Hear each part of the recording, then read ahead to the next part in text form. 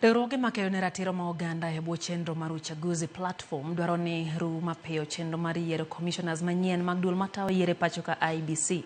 Giwacho ni deko mar chenro no oserocho tije duol no kendo jopiny be ok yud ratiro mowinjore koriwo koda ka yiero mag adundo. Bende giywak ewi digni mar chenro mar chiwo oboke ma ochuno ne jokenya kaka opande kod mamoko. Ne gilose odiochieng' hingo demokrasia.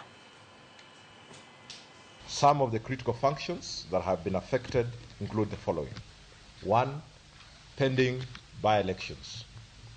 We members of Uchaguzi note with concern that a number of electoral units have remained unrepresented for a period now because of the absence of members of County Assembly Ward and National Assembly.